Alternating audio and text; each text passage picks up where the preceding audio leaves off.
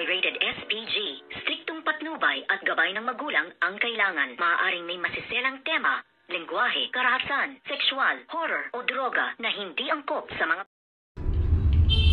Good evening mga kachikas and welcome sa aking munting channel. Nag-abot-abot na nga itong ang si Sherlyn, si Raymond at ang dalawang bruhang si Divina at ang kanyang pinsang si Jenny. Dito nga ay agad nga sinalubong nitong ang si Raymond ng malakas na sapok itong ang bruhang si Divina kung ito ay bumagsak. At sinugod naman nitong si Sherlyn si Jenny upang sakal-sakal ito, at dito naman ay agad ngang nakuha nitong ang si Divina ang kanyang baril na itinutok na nga dito kay Raymond at dito nga kay Sherlyn, at sinabi nga niya kung subukan yung lumaban dahil ipuputok niya nga ang baril, at dito ay natulala na lamang ang kanyang anak na itong ang si Libby na hindi makapaniwala na kayang-kayang gawing pumatay ng tao ng kanyang tunay na ina na walang iba kundi ang bruhang si Divina. At dito nga nang ipuputok niya ang baril dito ay ihaharang nga nitong ang si Libby ang kanyang katawan, kung kaya't dito nga ay makakarma nga ng husto ang bruhang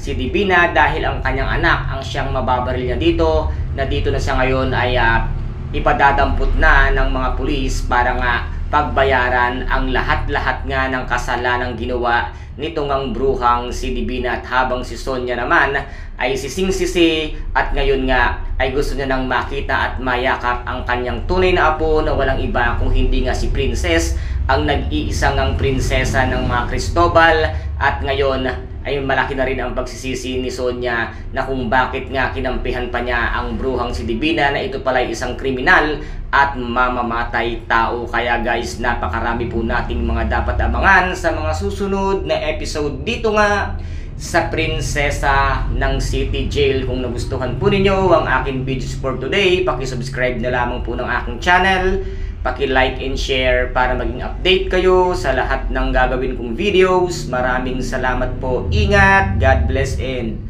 bye-bye!